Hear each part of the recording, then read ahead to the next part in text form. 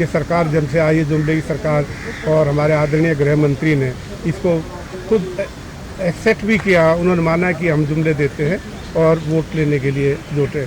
ये भी एक जुमला था एमएसपी का भी। आदरणीय प्रधानमंत्री जी ने कई बार कहा है, उनके मंत्रियों ने कहा है कि हम किसान की आय 2022 तक डबल कर देंगे। और कैसे कर देंगे उसका फार्मूला भी दिया उन्होंने। कहा कि कॉस्ट प्राइस प्लस 50% उसका जो है ऊपर मुनाफा जोड़ के करेंगे। आज इस बिल के माध्यम से जो कि परसों पास हुआ है राज्यसभा में, आज ये कर दिया कि हम जो है किसान अपना माल बेचे, बाहर जाके कहीं बेचे, लेकिन उसका जो है कॉस्ट प्राइस और एमएसपी का कोई लेना देना नहीं है। उसको खुला छोड़ दिया, उसको उसके रहमो करम पे छोड़ दिया। और इससे जो पार्लियामेंट में हुआ उसके बारे में आपको थोड़ा बता दूं कि आपको देखा, हाल मैंने देखा, सिर्फ इतना सा मामला था कि अभी आपको पता है कि राज्यसभा और लोकसभा, राज्यसभा सवेरे 9 से 1 बजे तक का समय है, 1 बजे ख़त्म हो गया। मंत्री जी का भाषण चल रहा था। आदरणीय जो हमारे उपाध्यक्ष हैं राज्यसभा के, उप सभापति जो है, उन्होंने कहा कि भाई 1 बजे के पास सर्वसम्मति से मैं साइन बढ़ा रहा हूँ। आदरणीय लोकसभा के विपक्ष के नेता गुलाम नबी आज़ाद ने कहा, महाराज जो है ऐसा कोई किसी का है, सिर्फ आपकी पार्टी सहमत होगी, लेकिन विपक्ष इस बात से सहमत नहीं है बिल्कुल। और ये इस सदन की परंपरा रही है कि जब भी कभी टाइम एक्सटेंड करना होता है तो रूल में प्रावधान नहीं है। उन्होंने ये भी कहा कि रूल में प्रावधान नहीं, मैं मान रहा हूँ, लेकिन आज तक पिछले 70 साल में परंपरा रही है कि जब भी कभी संसद का समय बढ़ाना हो निश्चित समय से, तो सदन की पूरी की जो है सहमति दी जाती है। और आज सहमत नहीं है उसके, लेकिन उन्होंने कहा नहीं मैं, और आगे चर्चा शुरू हो गई। अब आइए दूसरी चर्चा पे कि बिल जब होता है तो उसके बाद क्या होता है, उसमें वोटिंग होती है। अब वोटिंग का नज़ारा देखिए, उसमें कुछ अमेंडमेंट क्लॉज थी, उसके बाद फिर बिल मुद्दे पर लिया जाता है। हर एक अमेंडमेंट क्लॉज पे विपक्ष ने कहा कि आप इसे वोटिंग करवाइए। विपक्ष का राइट है वोटिंग करवाने का। यहाँ तक का ही प्रावधान है रूल्स में, अगर एक मेंबर भी 240 मेंबर में 239 पक्ष में है, अगर एक मेंबर भी वोटिंग चाहता है, डिवीजन ऑफ वोट चाहता है, तो उसकी बात को मानना पड़ेगा। उसको बिल्कुल जो है उसको एक्सेप्ट नहीं किया गया। और जो अमेंडमेंट जो है उसमें दिन के रहते रहते सारी पास होती चली गई। उसके बाद बिल आया, उसमें फिर डिवीजन मांगी गई, नहीं दिया डिवीजन, और वो पास हो गया। अब पहले तो आपको संसद जो है समय बढ़ाने के लिए सहमति नहीं थी, तो आपने संसद बढ़ा दिया।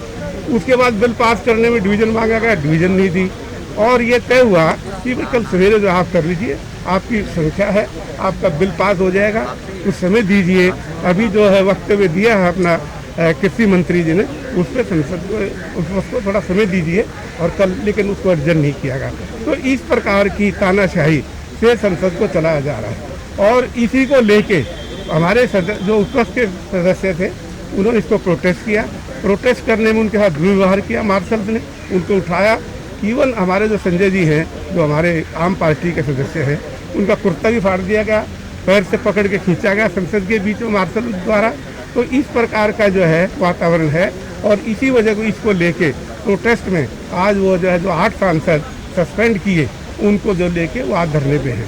आज का भी मैं पार्लियामेंट का बता दूँ, आज पार्लियामेंट ने सबसे पहले ये कहा कि देखिए 2 प्रावधान होते हैं, एक होता है मोशन, एक होता है रेजोल्यूशन। तो मोशन दिया, गुलाम नबी आज़ाद जी ने भी दिया, और हमारे प्रोफेसर राम गोपाल ने भी दिया। राम गोपाल जी ने ये भी कहा हाथ जोड़ के कि मैं उनकी तरफ से माफ़ी मांगता हूँ और ये सस्पेंशन माफ़ी ले लीजिए। और वहाँ अड़ गए, वहाँ कहते हैं जी आप रेजोल्यूशन लाइए, ये मोशन है, मोशन नहीं चलेगा, आप रेजोल्यूशन लाइए। तो इस प्रकार की तानाशाही, इस प्रकार की डिक्टेटर्स हैं, इतने पुराने सदस्य हैं, तो इस प्रकार का व्यवहार जो है किया जा रहा है। और अब जो है हम जो है प्रोटेस्ट पे हैं, आगे की कार्रवाई क्या होगी देखी जाएगी। दूसरा आपको एक चूर बता दूं, आप तो सब देख रहे होंगे, ये सरकार जो है जुमले की सरकार, अब ये सरकार ऑर्डिनेंस की सरकार होगी। हर एक बिल से पहले ऑर्डिनेंस ले आती है, जबकि संसद में रूल्स में प्रावधान है, संविधान में प्रावधान है, कमेटी है, कोई 24 कमेटी है पार्लियामेंट की।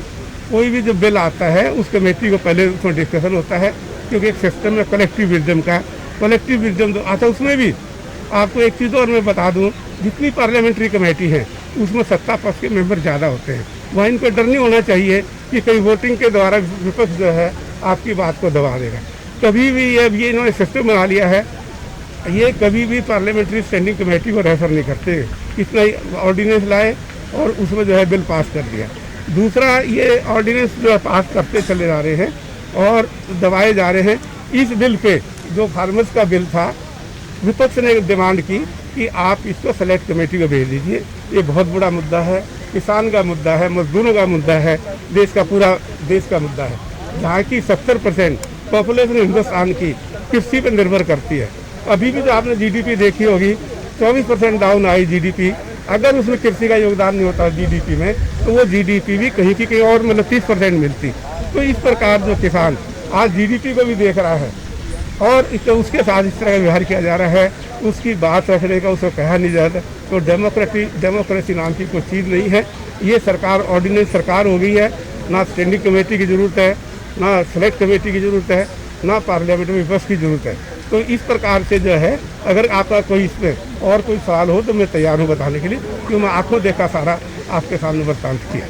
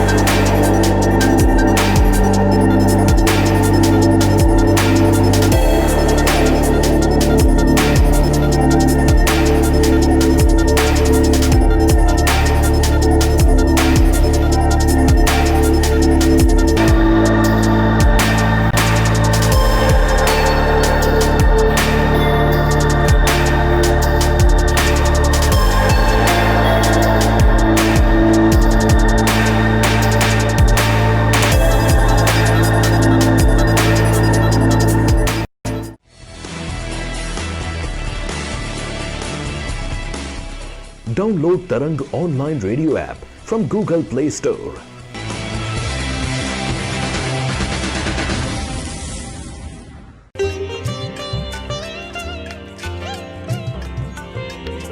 You are listening to Tarang Devotional Online Radio.